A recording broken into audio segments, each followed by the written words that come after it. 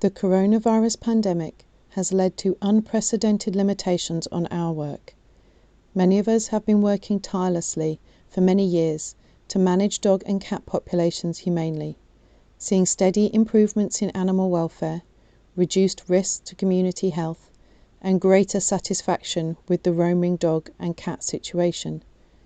But for many, we are being asked to pause, and this current hiatus can be difficult to accept. We know that with each day that passes, our positive progress may be edging backwards. However, these are temporary pauses, and we will regain lost ground. But perhaps more importantly, it is because of the good work we have done in the past that our sterilized populations of dogs and cats will be more robust to these pauses, and for that, everyone who has invested in humane dog and cat population management should be thanked. Humane dog and cat population management requires a comprehensive approach, tailored to local conditions and targeted to locally prioritised problems. However, access to reproduction control is a fundamental part of all humane management interventions, both for owned cats and dogs and for roaming animals using catch or trap, neuter and return.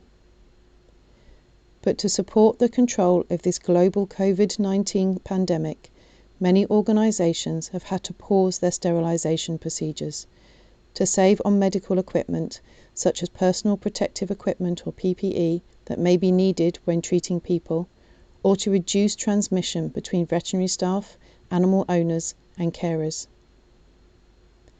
But although our sterilisation work has paused, its effect is living on and may now be having a positive impact that few of us had previously considered. Here we are looking at a hypothetical population of dogs.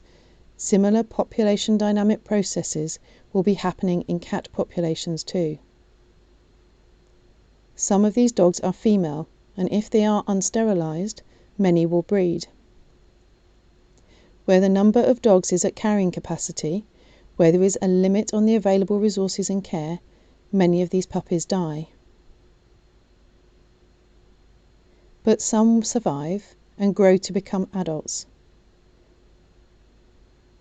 taking the place of those adults that die, and becoming part of the breeding population themselves.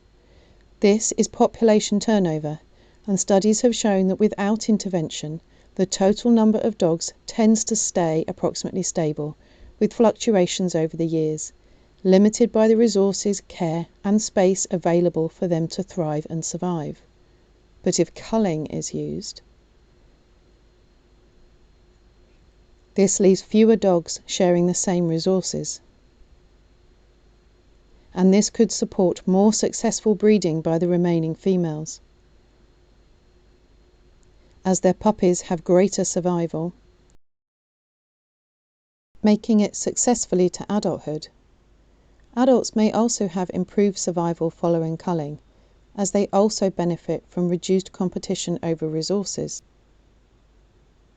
So fewer adults will die,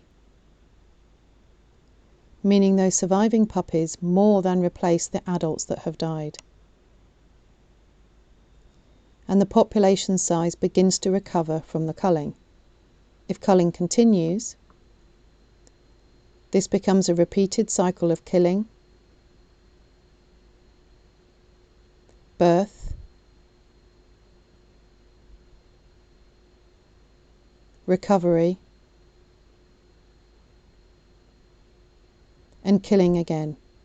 A lot of lives lost and a lot of money spent on killing dogs.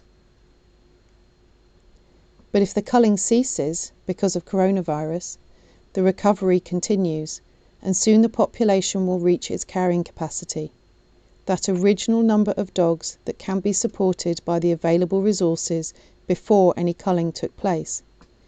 Importantly, this recovery is relatively fast because all the remaining dogs have the capacity to breed. But for some communities, culling is not used. Instead, they have invested in humane dog population management, including sterilisation. So let's see what happens there. The veterinary intervention sterilises dogs, sometimes both sexes, but for this example we will focus on the females. This veterinary intervention manages to spay most females, but a few evade the intervention and are still able to breed. These females have puppies, some of which survive, growing to adulthood, and replacing some of those that die. But if the sterilisation has been sufficient, that replacement is not complete. The vet intervention continues to work, keeping the sterilisation coverage as high as possible by spaying females missed previously and those born since. Births and deaths continue, and the population steadily declines. But this time, when coronavirus forces the work to stop, the recovery back to carrying capacity will be far slower, because only a small proportion of the population has the capacity to breed. This is how our past sterilisation, as part of humane population management, will support our communities in these times of lockdown. So although helping our community cope with this global pandemic was not top of our minds when we planned our sterilisation work, that is exactly what we have achieved. Your work has made your dog and cat populations more robust and stable, hence supporting the resilience of your communities to COVID-19 by protecting them from additional concerns about stray animals. And for that, ICAM would like to thank you for all your efforts in humane dog and cat population management that continue to protect dogs, cats, and people in these difficult times.